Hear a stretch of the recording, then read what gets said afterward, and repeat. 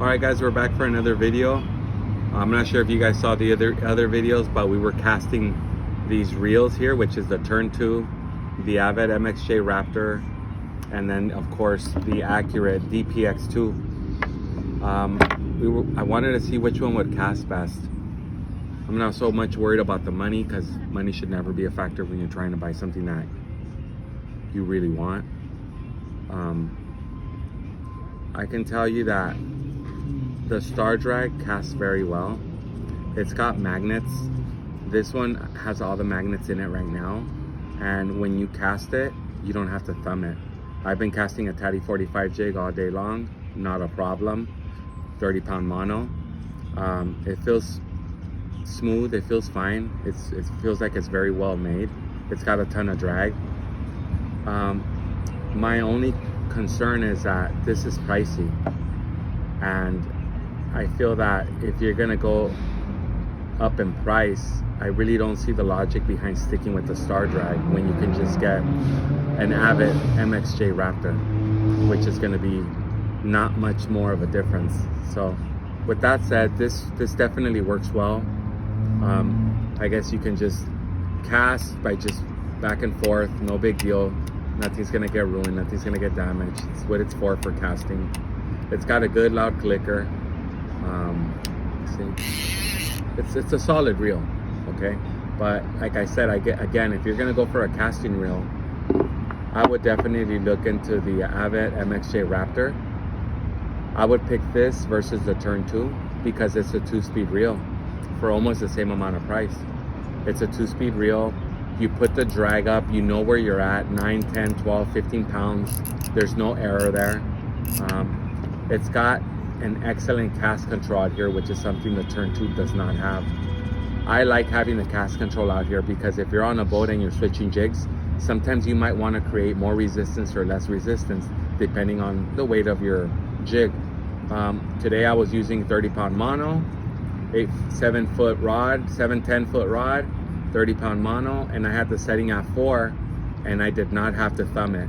It casted great. It feels light, no problem. Great casting tool.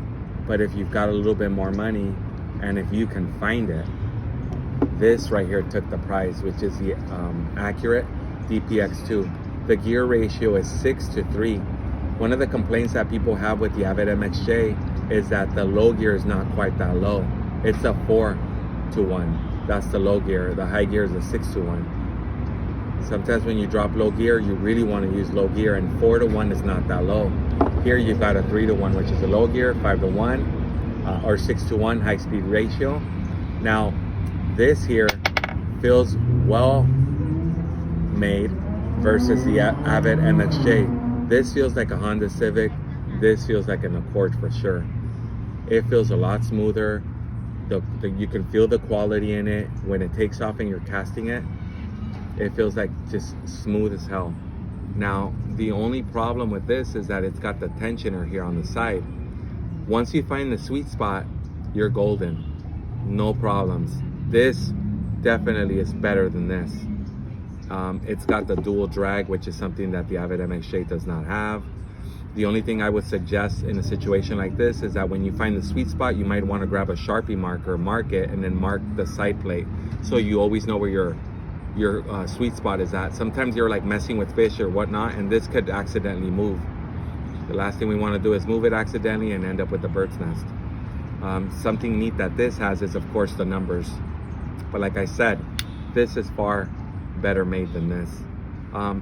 Only problem that I have here with the narrow Accurate is that you can't very easily fit this into a rod because a rod clamp is too narrow.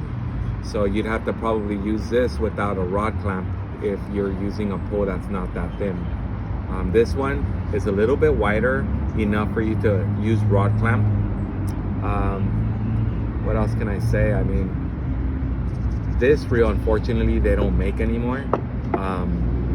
Just because they ended up doing the Accurate Dauntless, which is in essence the same thing.